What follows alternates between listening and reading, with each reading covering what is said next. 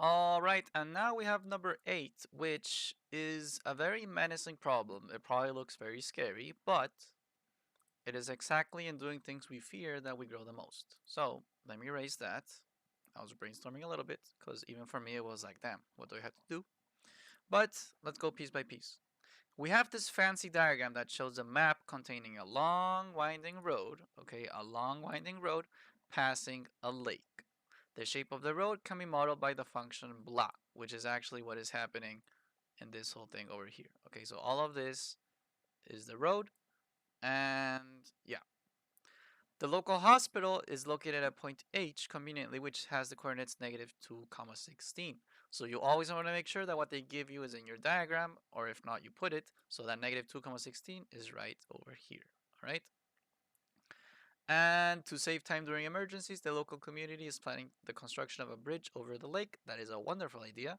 And the bridge will be built such that it is normal to the road at point H and will connect the hospital to point G. Now, I'm immediately going to talk about this because this is an incredibly important buzzword, normal to the road. I'm sure a lot of you are reading this and thinking, or maybe not thinking at all, and you're just kind of like, what? What is the normal to the road? What is the normal to a curve? Because later on, they talk about the line normal to Rx. Like, what is this? See? All right, guys, this is intuition. Imagine you have whatever sure a function that looks like this. So this is going to be f of x, okay? Let's say that on your plot, this is x and this is y. And first, in order to understand normal, we need to understand tangent, okay? A tangent is something that touches at one point, and like never again. See?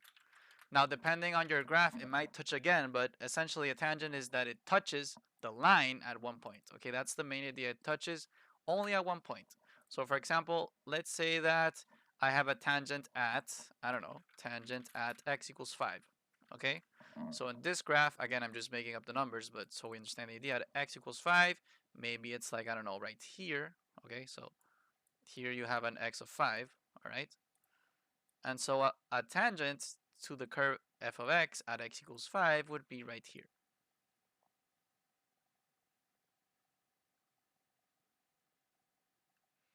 So right here you have an x of 5.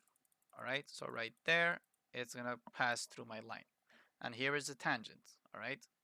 The cool thing about this tangent is that the slope it has is the same slope that f of x has at that point. Okay. Anyways, this is the tangent. All right.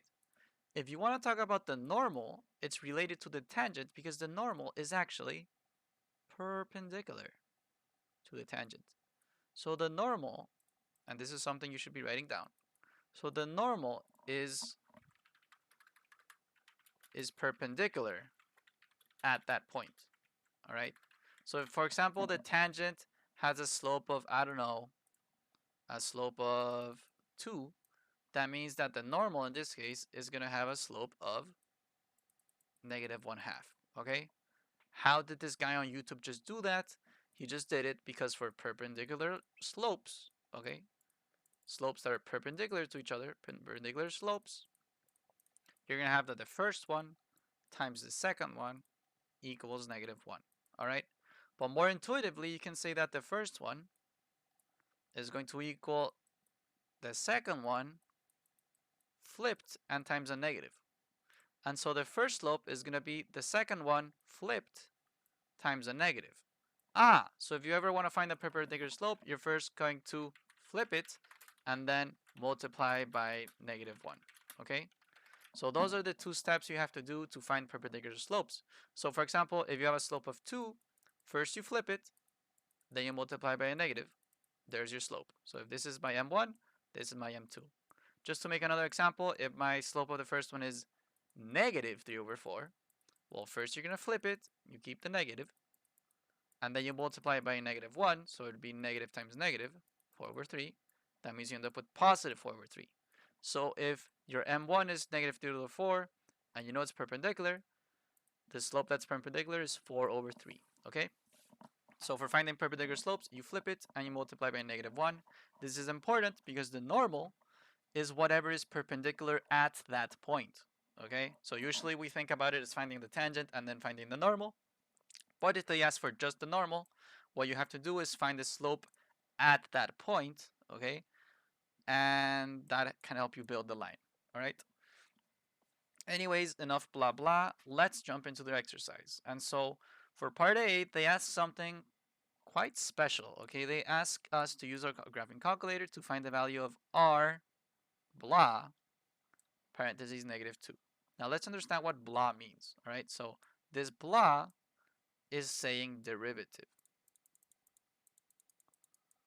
All right, so you need to find the derivative, basically, of this equation up here. Now finding the derivative of this equation up here can be a little bit hard. Okay, it can be a little bit hard because as you can see, you have something to the power of 3. It's a parentheses. It can be a little bit hard to follow. And yes, I have a couple tips and tricks to overcome that. All right. And so the first thing I would do is that I would, well, make space down here, of course. So I'm just going to erase a little bit of what's going on here. And notice that at the IBAISL level, what we have for derivatives is only the derivative of an exponent. Okay. Meanwhile, HL has a bunch of other derivatives, so we can dedicate our time to laughing at them because we don't have to learn so many. But we only have to learn derivative of an exponent, see? And so as you can see, the intuition is that you have an x to the power of n, right? And this n, what does it do? Well, it goes down in front, as you can see here, and it gets subtracted by 1. So, in other words, derivative exponent means that you multiply the exponents in front, or so to say, and subtract the exponent by 1. Okay? So if you have, say, x squared, that means you're going to end up with the 2 in front and the minus 1 up there. So 2x to the power of 1, which is the same as 2x. See? Just to give another example, x cubed is going to be 3x, 3 minus 1. So 3x to the power of 2. And last but not least, imagine you have, I don't know, x to the power of 4 divided by 3. That means you're going to do 4x to the power of 3 divided by 3. So that means you're going to end up with, oh, well, actually, yeah, that's it. So the step in between that I should have done is 4 minus 1. I end up with 4x to the power of 3 divided by 3. If you ever have something on the bottom, make sure you first put it on top. So first you put it on top like this. You make the exponent negative, and now you do the derivative, okay? And now you end up with something that looks like this, and you can put it back on the bottom, all right? I have a video that talks a little bit more about, derivative of an exponent. I go more into depth into why you flip it, why it goes negative. But for now, you can keep that intuition, see? So the moment you're facing this sort of problem up here and you need to do the derivative of this, I'm pretty sure there's a way to just do the derivative from your calculator and like solve it right away, okay? The thing is, I would rather show you like the manual way to do it just so that we also practice a little bit derivative of an exponent, and because I think it'll be more useful for whenever they ask you to find the derivative of an exponent, okay? So my OG equation is x plus 2 cubed plus 3x squared minus 2x, see? And so before doing the derivative of an exponent, I really don't like this cubed here. See, so I'm going to try to get rid of it. And the way to get rid of it is that you're going to express x plus 2 3 times. Because that is what the 3 is doing. The x plus 2 is multiplying by itself 3 times. So make sure you keep the parentheses. Everything else stays the same. So from here, I can kind of like distribute considering just these two. Okay? So this times this is going to give you x squared plus 2x plus 2x plus 4. Okay? And so all of this is still being multiplied by x plus 2. And I still have the thing on the outside, 3x squared minus 2x. Okay? And so now you need to distribute again, which again is going to look a little bit weird. You're going to end up with a very big sort of equation, but as long as you follow the process, everything is going to be okay. So if you distribute again, that means that this x is going to multiply, or actually before that even, notice I can combine this 2x with this 2x. So I end up with plus 4x, okay? So that makes it a little bit more friendly. And so from here, I like to think about it as this x multiplying these 3, okay? So if that's the case, you're going to end up with x cubed plus 4x squared plus 4x plus this 2 multiplying the 4 and the 4x and the x squared. So that means you're going to end up with plus plus 2x squared plus 8x plus 8. All right? So take a moment, do it yourself, and really understand what just happened. Okay? And you still have plus 3x squared minus 2x. Now, because none of this is being multiplied anymore, right? Here you had a bunch of multiplication with parentheses. Now there's big parentheses. There's nothing being multiplied outside, so you can just go boom, boom. You can start combining like terms. So r of x, well, think about all the things that have an x to the power of 3 in them. There's only one, right? So bada bing, bada boom, you end up with x cubed. What are things to the power of 2? Well, this one, and this one. So it would be 4x squared plus 2x squared plus 3x squared, which gives you 9x squared. Okay? And now you think about the ones that have only x, which is this one, and this one, and this one. So it would be 4x plus 8x minus 2x. So that would be 10x. And last but not least, the plus 8. So now you rewrote your equation of r of x in a way that makes it easier to do the derivative. So if you do the derivative from here, you're going to find that for this first one, you have 3 in front, and then the x has the 3 on the exponent has a minus 1, okay? For this next term, you're gonna see that you have 9 times 2 with an x to the power of 2 minus 1, right? And for this 10x, you're gonna see that you have just 10, okay? And what happened? The x multiplied with the 1 in front, and you have a minus 1. So actually, if I'm very, very rigorous here, I would end up with 10x to the power of 1 minus 1, okay? And this last one, the plus 8, actually disappears. And the reason it disappears is because technically, if I get very hardcore mathy with you, technically there's a hidden x to the power of 0 here. Remember that anything to the power of 0 is 1, okay? So technically there's an x to the power of 0. This is multiplying in front, so anything times 0 just turns into 0. The other way you can remember it is that anything that is just a number that is alone without a variable next to it is going to disappear in the derivative, okay? So that is just going to disappear. Let me rewrite everything so that we're a lot happier, and you're going to end up with 3x to the power of 2 plus 18x plus 10.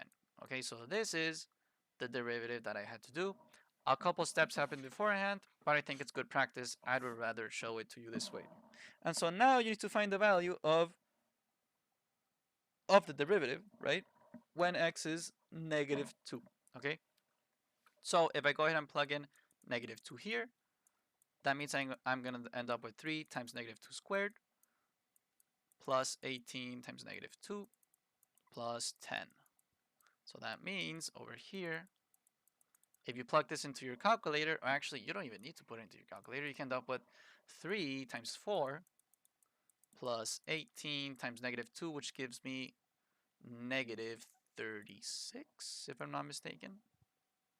That sounds about right. Plus 10. So r to the power of negative 2, the derivative of r with an x of negative 2 ends up with 12 minus 36 plus 10.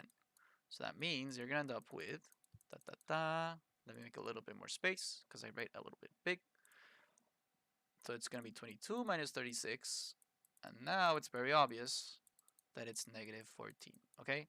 So with my function as a derivative, when x is negative 2, you have a value of negative 14. Now we need to understand for the context of the problem, it's very important. I mean, this is part A, but for the context of the problem, we need to understand what a derivative even does. Okay, so originally when you had r of x, okay, let's say you would plug in an r of -2 in the original one, right? What you end up with is a set of points. Okay, basically if you plug in -2 here, you're asking your function, when x is -2, what is y? Okay, and when you plug in -2, you actually get a y of 16. Okay, so what I'm trying to tell you is that, yeah, positive 16. So what I'm trying to tell you is that in the OG like scenario, you plug in an x, you get a y as a set of points. And when you have the derivative, okay, now it's a little bit different because here, actually what you're asking your function is, when x is -2, what is the slope? Before it used to be, what is the y to get an x comma y, all right, to get a set of points. But now you're asking, what is the slope? So when the derivative of r is -2, the slope is -14. And so you know that a slope of 1 looks like this. You know that a slope of -1 looks like this. And so a slope of -14, damn, dude, that's gotta be something very, very inclined. Something like this. Which actually makes sense because at the point -2, which is h, at the point of -2, which is h, what is the slope? It's going down big time. It makes sense that the slope is -14. Okay, so this is just a little bit of context, and this is actually important to keep in mind for part B. For part B, they tell you to find the equation of the line normal to Rx at the point H, which can be used to model the new bridge. Now, quick pop quiz. What was the normal? Okay, the normal is perpendicular to the tangent. And so if you have a tangent here, then this is the normal, right? If the tangent has a slope of 2, the normal has a slope of -1/2. Because you flip it and you multiply by -1. Technically, this line that I put in orange is like a tangent. See, if I zoom in a lot, it would touch only once. But here's my tangent. And so this tangent has a slope of -14 as a tangent. And so what is the slope of the normal? The slope of the normal is going to be that you flip it and multiply by -1. So -14, you flip it, so 1 over 14, and you have a negative times a negative. So that means the slope of the normal, the slope of the normal is positive 1 over 14. So the slope of this line here, that is in green, is 1 over 14. And I figured that out all because of normals and tangents and stuff. You can also figure it out because from part B, you needed something from part A. So why would they ask for the derivative just at -2? Well, because it helps you find the slope of the normal. Okay, so there's a reason part A was so specific. It's because for part B you needed it, and that is something that happens a lot in the IB. Not always, but in this case it does. Okay, so that is a hint for what we have to do.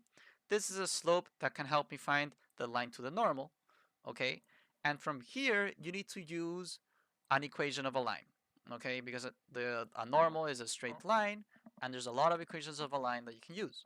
And so you go to your formula booklet, okay, and you go to equation of a line, all right? Of course, you're going to run into a bunch of different stuff, and actually, it's not equation of a line. It is, let me find it, equations of a straight line. There it is. It's equations of a straight line. And so as you can see here, there are 3 different equations of a straight line, okay? You have y equals mx plus c, which is like the classic, okay? It's your Big Mac. It's what you want to go for. Then you have this weird one that when you're feeling it, you're gonna go for that. And then you have the McNuggets, the old reliable. Okay, the McNuggets is what you call the point slope form. All right, point slope form are McNuggets, the usual go-to, is super useful because it is the most ideal for creating an equation. All right, a lot of times they ask for your answer to be in this form or in this form. But what a lot of people don't have clear in their mind, that the best one for creating an equation is this last one. It's the point slope form. For creating an equation, it's the one you want to use. And so what does it ask for? Well, let's look a little bit more closely. Okay, this is way, way more closely, but ain't that the point? Understanding things in detail and with love, right? So here, what do you actually need? Well, y and x is not going to change. I mean, it's your variables, right? So that is going to stay put. That's not what you're interested in. What you need to discover is y1, m, and x1. And so y1, x1, much like in this part here, is really just a set of points. And so x1, y1 is literally a set of points. So if you have a set of points, and if you have m, which is a slope, you can use this equation. As long as you have a point and a slope, you can create the equation of a line.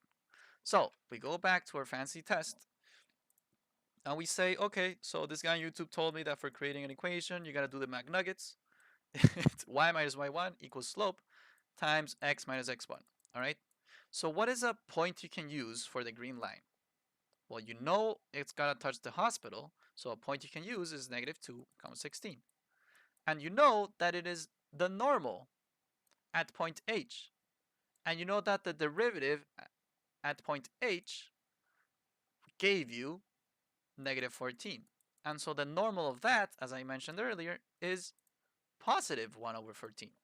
And so this is the point I'm going to use, and the slope I'm going to use is positive 1 over 14. So if I plug all of this into the McNugget, into the point slope form, the best equation for creating lines, you have y minus 16, because this is y1, this is x1, okay? Y minus 16 equals your slope, parentheses x minus minus 2. Now minus minus 2, of course, if you hate to hate, you are a lover, so plus, all right? So y minus 16 equals 1 over 14x plus 2 over 14, right?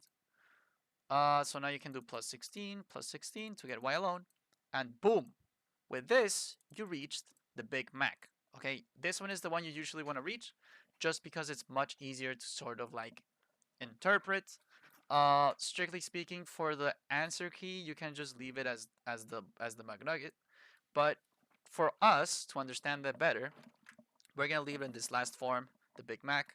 Y equals 1 over 14x plus whatever that is as a decimal. See, so we're gonna have 16 plus our fraction pressing alpha y equals, and then pressing the first one. So alpha y equals, and the first one is gonna give you 16 plus the fraction, which is we're gonna call 2 over 14. So that gives me 113 divided by 7. So if you want to leave it as fractions, you can. There it is. If you want to leave it as decimals, you can just leave it as decimals by finding the value of each, right? Like that, and this for the slope, okay? So two different ways to express the same thing. I'm going to leave it as fractions because I'm a nerd, but to each their own, okay? You actually get full credits, just so you guys know. You actually get full credits even from here, okay? Even from here, you get full credits. I just like to reach the last step because it helps down the line, okay? Talking about down the line, part C tells you to determine the length of the bridge, okay? And so reaching a y equals like this can be a lot more friendly, all right? And so for determining the length of the new bridge, there's a couple different things that we can do, okay? Now, we need to understand that we need to find from G to H, okay? That is our main goal. But the main challenge that we're facing is that you have no idea what G is, right? And so once you find G, everything else is going to flow, okay? So let's take a moment and see how we can do that.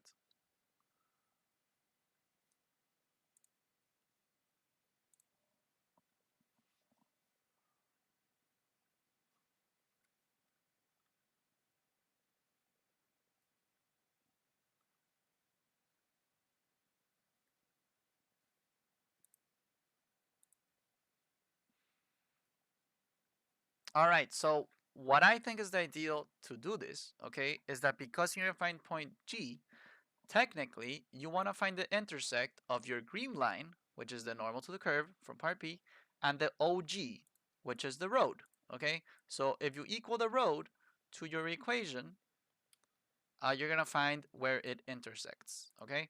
The thing is, you're probably going to find quite a few intersects because technically the line to your normal is like this. And so you need to identify which of these is point G. All right, so the main idea, all right, that you can sort of employ is that technically you are doing your normal to the curve equals Rx. All right, Rx being the line that we have in pink, this whole thing here. All right.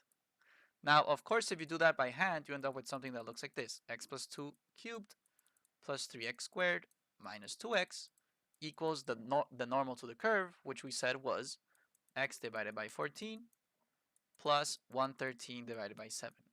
And so if I tell you to find x from here, you're probably going to look at me and tell me, dude, what the heck? I'm going to take 4 million years to do it. And I'm going to say, yes, depending on how you do it. Okay, so if you try to do it by hand, you're going to find 3 different x values, and you have to find which of these x values is g. There's a couple tricks to do that from here, but because we have a graphing calculator, I think it's way faster to do it like this, okay? So to do it like this, you can go to y equals, okay, and put both equations. So on the one hand, I'm going to put Rx, which we know is x plus 2 cubed plus 3x squared minus 2x. And then we can put the equation of the normal to the curve. So the normal to the curve we said is this guy here, right? So you're going to put, well, a fraction to make it more friendly. So alpha y equals, so 1 over 14x plus, fraction again, 113 over 7. And so from here, right, you can now graph it. Now notice, before we graph, a lot of people have trouble handling the window, okay? So I highly suggest that before you press graph, first press zoom and then go to fit. Usually, this helps you capture the key points in your graph, okay? Any intersects, any maximum, usually it helps, or at the very least, you're gonna have a better idea of how to handle your window.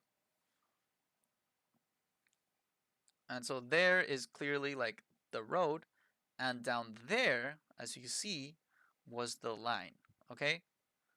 The line of the normal to the curve. Now, clearly my window is messed up, okay? So this is one of the scenarios where zoom fit did not help as much as we wanted to, and okay, of course, my Y max is like, for some reason, like 14 million, whatever, okay? So, a lot of people come to me and ask me, dude, how do I get the right window? The window is so hard. I don't understand, blah, blah, blah, etc. Here you have to do a lot of critical thinking, okay? So consider this. What point do you know exists on your graph? You know that the point negative 2 comma 16 exists. So you want your window to be sort of in that area, okay? So if this is negative 2, how much do you think is this? Well, it's probably going to be like, I don't know, negative 6 or something like this, right? And so just to play it safe, I would do negative 20. And your maximum, well, maybe 20 plus that 16. We're going to leave it at like maximum of 40, okay? Oh, wait, we're talking about x values, my bad. So yeah, my x max, I would make it 30, and my y min, I would make it 0, and my y max, I would make it 60, okay? And so again, you gotta play it by context, look at the points you have, and overshoot it. Overshoot it in the sense that make your values bigger than what maybe they should be. And you're gonna end up with a graph that maybe is not so pretty, but you should see all the intersects you need. Will you look at that? So again, it doesn't look pretty, but I see all my intersects. Okay, there are my 3 intersects here, here, and here. All right. And now that I got a bit better picture of what's happening, I see that all these x values are useless on the right side, right? So I can make my x a lot smaller, maybe make it 5. And now I get an even prettier graph. See? And if you keep tryharding, you can even say, okay, these x values on the left side, on the far left, are kind of useless. So you can do your minimum, I don't know, 10. And that is how you handle your window, okay? Overshoot your values by some context point that you have, and from there, work it out. Now, clearly, the only intersect we want is the one on the far left, all right? How do you find it? Well, you can use your intersect function. So you can go to second, press trace so that you hit calc, and here you have a calculate function. I mean, fuck, my bad. You have an intersect function. And so from here, it asks for this first curve and the second curve. Now, usually it's going to pick it for you, but in case you have more than two curves, you might have to play around. How do you go from one to the other? You press up or down, okay? Left or right is for traveling the curve. Up or down is for switching the curves. So usually your calculator knows what's going on. You're going to pick the first one. You're going to pick the second one. And here you have guess. Now, guess is not that your calculator is dumb and needs to know the intersects. Guess is that it's like, okay, which intersect do you want? So here you have 3. And just so that we're on the same page, this one in the middle is the hospital, negative 2,16. And so point G is to the left of that. So we're going to do calc intersect again. Make sure we're picking the right curves. Whoops. And now we're going to guess all the way over here. And now we got the value of G. And so the value of G is that. Doesn't look very pretty, but it is what it is. So G, we know is, so G is negative 7.5399. And, comma, sorry, 15.6042. 15.604. All right, and so from here, you know that G is this, and you know that H is negative 2,16. All right? That is all you know. And you need to find the distance between these 2 points because that would be the length of the new bridge. The length of the new bridge is the distance from green to green. How do you find the distance from these 2 points? This is when knowing or being familiar with the formula booklet goes a long way. In the formula booklet, or better said, the day of the test, you're going to be walking with, I don't know, 2 years of experience in this thing called IB, 2 hours of sleep, a pen and pencil, a whole lot of motivation to do well, a couple YouTube videos that you saw from this guy on YouTube, and your formula booklet and your graphing calculator. So it's very important that you understand all these tools to their depth because they're a tool they can use the day of the test. And so once you are familiar with the formula booklet, and I insist, always practice, always study with it, get familiar with it, you're going to immediately realize, so there's the distance formula. Distance between 2 points, right? And so this one is between 2 points that are x, y, z. But you also have one that is distance between 2 points of just x and y, okay? So I'm going to go ahead and write that down over here. D equals square root of x1 minus x2 squared plus y1 minus y2 squared, all right? And so from here, I just have to plug it in, okay? If you are the type of person that really likes significant figures, which is my case, okay, I'm going to count 1, 2, 3, see if I round it up or down. I round it up. So over here, I have negative 7.54, okay, just so that I don't plug in crazy numbers anymore. And then over here, I count 1, 2, 3. Do I round it up or keep it the same? I keep it the same. So 3 significant figures over here is 15.6. Okay, so these are the 2 points that I'm going to be plugging in to my formula right there. So technically I end up with D equals square root of, well, pick which one is your first point, which one is your second point. I'm just going to arbitrarily say that this one's my first point, G, so it's going to say x1, y1. This is going to be x2, y2. I strongly suggest making the small step of writing this so that you don't get confused when plugging in. Anyways, I end up with x1 being negative 7.54 minus x2, which is 2, so minus minus 2, ends up being plus 2, all right, squared plus parentheses y1, which is 15.6, minus 16, which is y2, squared. And so all of this square rooted gives me what I want. So technically, I can just plug all of this into my calculator right away. And as long as I'm organized in how I do it, I can do it all in like one step, you know? So 15.6 minus 16 squared, all right? Go ahead and press enter, bada bim, bada boom. You get 5.554, okay? If you count significant figures, you would say 1, 2, 3, round it up or keep it the same, 5.55 kilometers, all right? So that is the distance that your bridge has to traverse, 5.55 kilometers. I think this exercise is probably scary for many because it has a crazy like diagram on it. But honestly, once you understand the intuition of what is the normal, okay, everything just kind of flows. Okay, remember that the normal is perpendicular to the tangent. Okay, so if they ask for the normal at -2 at point H, you know that the slope there has to be perpendicular to the original one. Okay, and with all of that, you can determine the length of the new bridge. You do have to be a little bit creative to find point G, but again, that is just being kind of savvy with your calculator. Okay, get familiar with the calculator. Notice that yes, you could have done it like this and spent a million years trying, or you can just graph it, play around with the window, and intersect appropriately. Also notice how getting the right window is not always easy, but you don't need it to look pretty. Okay, you just need to be able to see the intersects.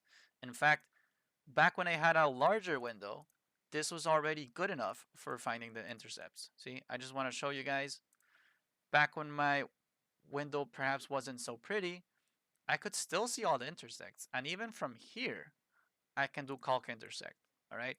So I left the window more pretty because of course I'm making a video, like I gotta do it, right?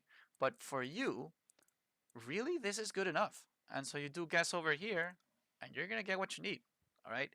You don't need your graph to look pretty. You just need to see where the key points occur. You need to see where the intersects occur. And with that, your calculator is happy and so are you. Ladies and gentlemen, that is for number 8. And that is all I'm going to do for you today, at least for now. I hope it helped, and I'll see you around.